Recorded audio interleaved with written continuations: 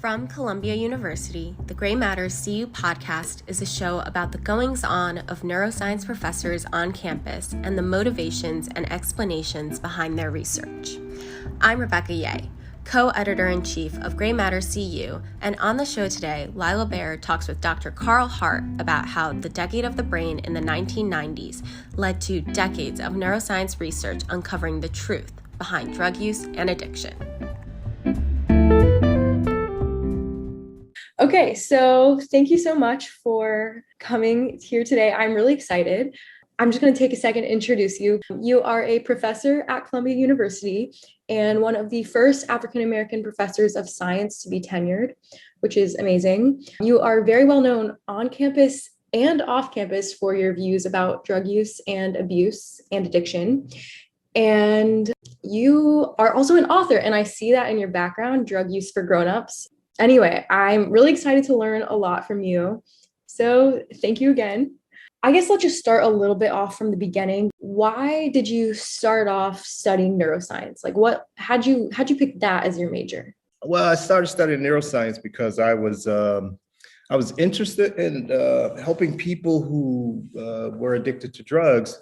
And when I started, it was in the late 80s, early 90s. Between the year 1990 and in the year 2000, it was deemed the decade of the brain.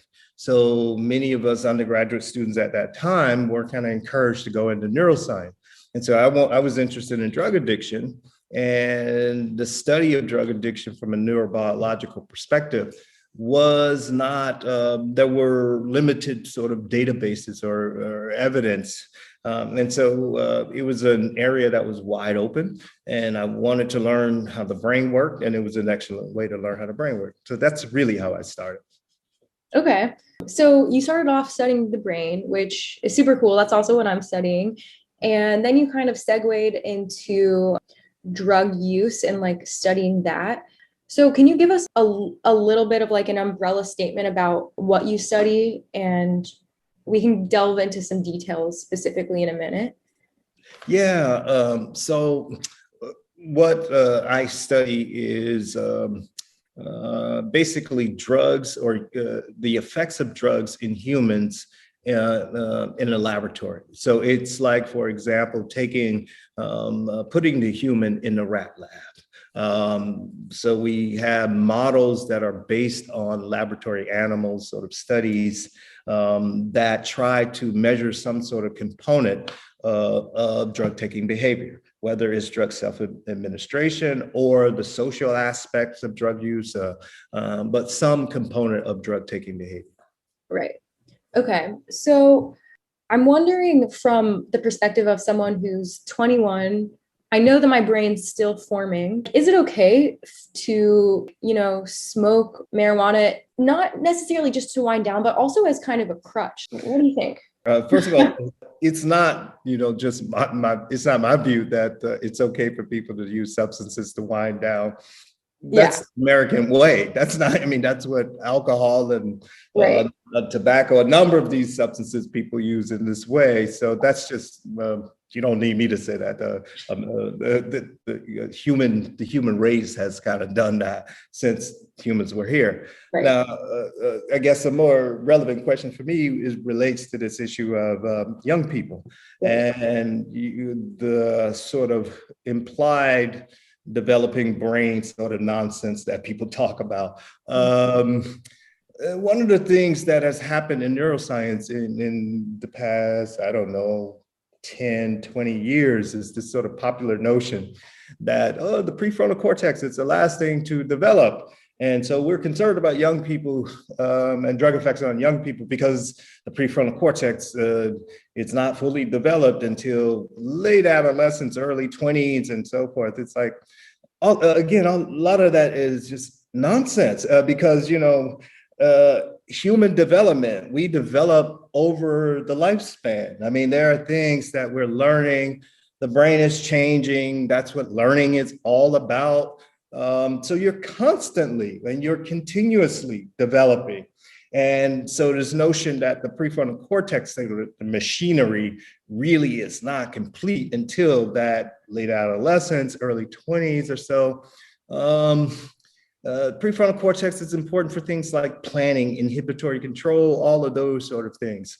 There are kids who are well before late adolescence or early 20s who have lots of practice with planning and inhibition, and they're really good at those sort of things. So practice and experience is far more important in terms of developing your prefrontal cortex than these other things. Like drugs. Not to say that somebody should take large doses and not only screw up their prefrontal cortex or screw up some other areas in their brains. It's like, that's just stupid. That's not very smart to do. And so, but we conflate this and we act as if you take a substance before, I don't know, let's say 18, you run the risk of harming your prefrontal cortex. Such nonsense. What do we think caffeine is? What do we think our asthma medications are? What do we think ADHD medications are doing? Well, they're affecting the brain. They're affecting the prefrontal cortex. They're affecting all of those things. But we use them, we take these drugs in doses that are that do not reach those sort of toxic levels. The same is true when people are using drugs for recreation. You don't take drugs at toxic sort of levels. So that conversation is not even relevant, but we pretend that it's relevant like it's meaningful. It's as meaningful as saying, why are we giving these kids asthma medications before their prefrontal cortex develop? It's not very meaningful. Right.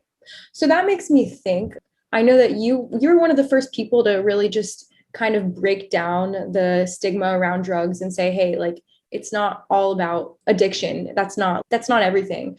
So there are so many other drugs and things that we take every day. Like, we're prescribed so many things. Do you think that there are like other areas of neuroscience that we need to like break down, just like you are doing right now, as in regards with addiction? Oh, that's a great question. Let's think. There, of course, there are. Of course, yeah. When we think about, let me think, food intake. Okay. This sort of food addiction, that whole field, they're going down the path that addiction went down, the wrong path, by the way. The way that they're studying this is modeling many of the things we did with substance use. In fact, they just adopt many of the same models. So I think the eating disorders and the food intake sort of fields really need some people to be critical about what their models are and how they're doing it. Gambling, that field now is doing the same sort of thing. So those are just two off the top of my head. And I think about depression, schizophrenia, all of those sort of things. We go down these narrow sort of paths, and we focus on, say, the monoamine neurotransmitters to the exclusion of anything else. And so, and then when we see that the monoamine system does not explain, for example, depression, rather than broadening the scope, like really like thinking about this differently, we just dig deeper and deeper and say, well, it's the neurogenesis of those neurons. Now that's what, so we just go deeper and deeper. And so, yeah, I mean, I think that there's a lot of room for improvement, a lot of space for new students to come in with creative ideas and come in with a less imprisoned brain. I mean, but first, they must understand those sort of prominent theories that are in the field now. And then they have to just ask the questions is, how well do these theories explain the behavior of interest? And then if you ask those questions, then you'll be troubled by how little they explain the behavior of interest. Thank you. Yeah, that was a great answer. So One specific thing that I'm wondering, I know that you did a long time ago some research on the effects of marijuana and like your cognition. Can you talk a little bit about that research and what you found? Yeah, well, the research that I was doing with marijuana in the early days was I was basically trying, well, let me take a step back. I was intrigued by the knowledge that marijuana produced, uh, it seemed like limited effects on cognition, just simple cognition. That's when you gave the drug acutely, like immediately, and then you studied to see if the drug disrupted performance on a simple memory task. And it didn't on like simple sort of tasks. Longer term sort of, actually with short term memory, it did disrupt a little, but not much. Speed, people slowed down with speed, but as the task became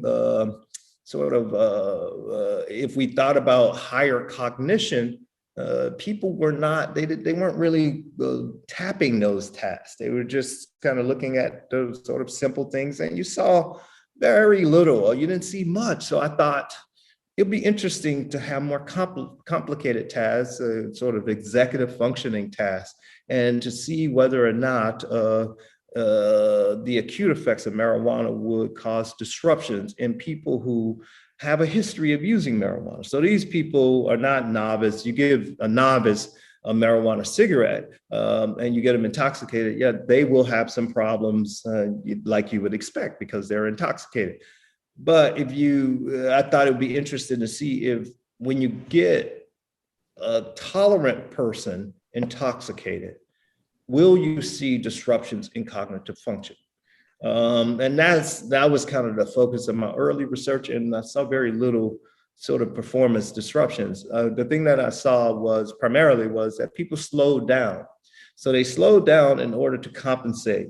So they lost some speed, but they didn't lose accuracy. And so that was an interesting one for me. And that's been replicated. And then there were other studies where I wanted to see. So we would bring people into the lab and change their sort of circadian rhythms by waking them up at midnight and having them stay up for 8 hours for several days in several days sort of blocks. And then we would switch them back and wake them up at 8 o'clock in the morning, have them stay up for, an 8 hour period where they're on these computer tasks. If you shift people's schedule abruptly like that several times, you could see some performance disruptions. You give amphetamines, you can attenuate those disruptions. And so I predicted that a drug like marijuana would exacerbate those disruptions. But what we saw was that marijuana actually made them feel better, and it attenuated the disruptions. Not to the same extent as amphetamines, but it certainly attenuated a number of sort of cognitive performance sort of deficits that had occurred as a result of this shift changing. And so marijuana was an interesting drug in that respect because we started to see a more nuanced pattern of effect as opposed to the simplistic sort of thing that, marijuana disrupts short-term memory. And so when people say that kind of thing, you say, well, when you say that, who are the participants? Who does marijuana disrupt short-term memory in? Are you talking about people who are inexperienced smokers? Are you talking about experienced smokers, people with a moderate use history? Who? So that it matters when we're talking about marijuana's effects on anyone. And so that was a nice sort of contribution to the literature, I thought. Right. So I guess I'm wondering at the end of the day, if you could give like a one word, like a one sentence summary of that, does marijuana, maybe you can't answer this, but does marijuana like actually, stop long-term work of your cognition? So now you're at the question is, does long-term marijuana use, does that somehow impair or causes disruption in your cognitive function? That's the question. There is no evidence to support that statement. Now, people are still doing studies. That I guess maybe about 7 years ago, maybe 10, I don't know. There was a study that came out of New Zealand, I think, that was a long-term study on the effects of marijuana, and it got a lot of attention. I believe it was published in JAMA. Got a lot of attention. And the conclusions of the study, I don't want to bastardize the researchers' conclusion, but the interpretation certainly outside in the outside world was that long-term marijuana use decreased IQ points because they compared participants across the lifespan, basically, and they compared people who smoked versus those who didn't smoke. They had a fairly large N in general, but some of the comparisons, the N dwindled down to maybe 30 people compared to 30 people, but in general, it was a large N.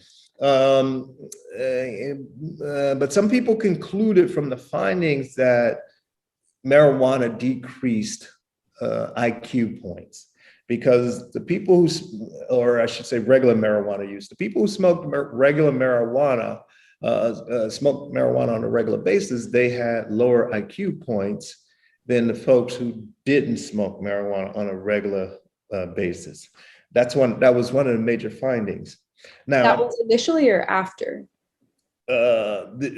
This is after, and this is later. And so now I should point out that both of those two groups that I just described, both groups, IQ points remained in the normal range, right, for the age and education. So IQ, there's a range like 90 to 110, for example, and both groups remained in the normal range. But one group, IQ points were slightly higher, right? Higher enough to be statistically significant. It wasn't clinically significant or functionally significant, but it was statistically significant. So when I make that distinction, it's like saying that one woman is 5'5" versus another woman who's 5'2". The woman who is 5'2", we wouldn't say that she is height impaired, right? Because that's still within the normal range. It's just that the other one is taller than the other. That's it. And right. That's how I interpret the sort of IQ points. Another sort of issue with that study is that it didn't control for like occupation.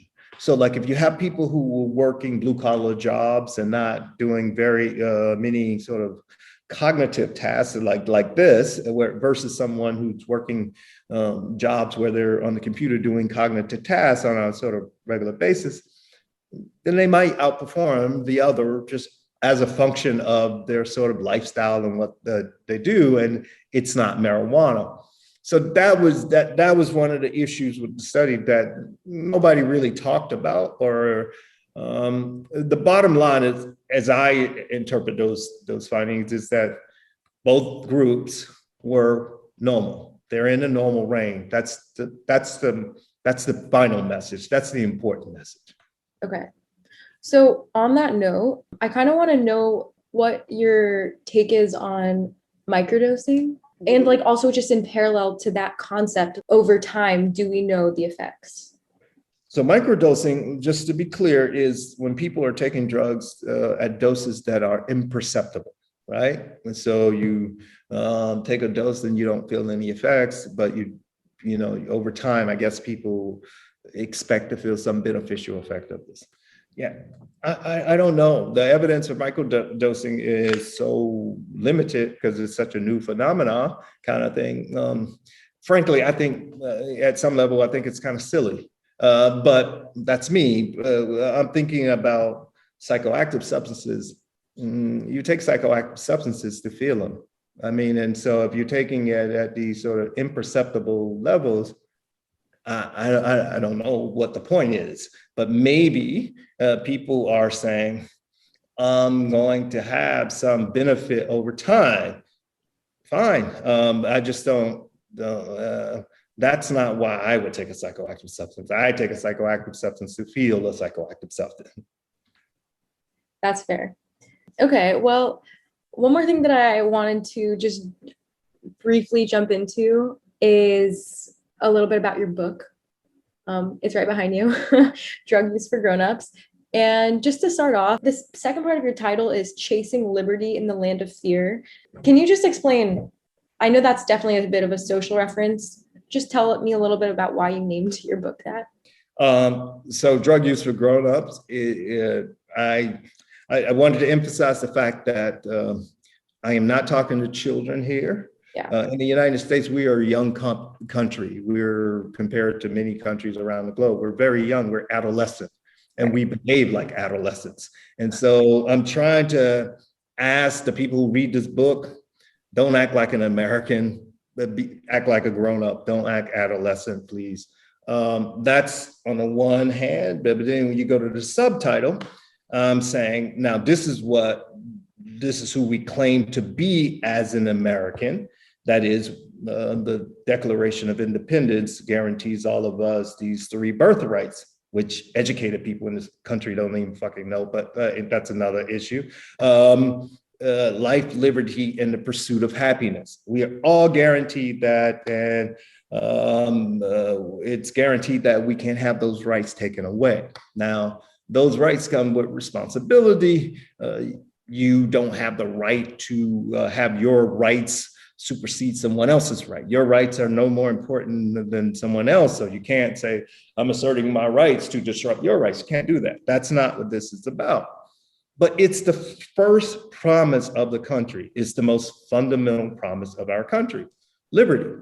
And so what people choose to put in their bodies, as long as they're not impeding or impacting anybody else's rights, why do we care? That's the question. And it's a question that we don't discuss very much in public. So that's why the subtitle is Chasing this thing that we say we promise to our citizen, liberty. And when we have this war on drugs, and that sort of this fear, all of these people are drug users and they're in the closet like children. And so I'm asking people to behave like grownups. Okay, I think that's a great, really clever title. I really like it. I know our time is running out, so I'm just going to ask you some wrap-up questions really quickly. Start off silly, like what's the last song you listened to? Last song I listened to probably was my son's song, who is a Columbia grad, 17. It's called Come Over. And Come Over. Yeah, it's actually it's on my website. It's the theme of the book. It's basically get out of the closet, stop hiding, and be grown up. Okay, well, everyone who's listening to this one point, please go listen. And my final question for you is just if you could give advice to undergraduate students right now, studying neuroscience or not, what is your best piece of advice you can give? The best piece of advice is really know your subject really well. I mean, this is the time where you get a chance to really engage the material. And in some cases, we have some really good professors. In other cases, not so good. But in some cases, we have some really good professors, and you can really engage them on their topic in like this 4-year period that you have here in ways that you probably won't ever be able to do it again. And the thing is that this is such an early stage in your life, and the things that you're learning here will apply so far down the line. You don't realize that, oh, I have to hold on to this one. I have to keep this one because it's going to save your life. If you know this information, it's going to make your life a lot easier. But we don't emphasize that enough. And also, I like to just make sure that they understand that they should respect the rights of other people. That's what this is really about. That's what responsibility is about. If those other people are not bothering folks, why do we care? I'm with you. I really am. Okay, thank you again so much for coming in. I really am truly looking forward to reading your book, and I hope to see you around campus. And good luck with your research. I'm so excited that you are doing everything that you're doing. Thank you very much for having me, and good luck. And I look forward to seeing you on campus as well. Thank you. All right. Have a great weekend. Bye-bye.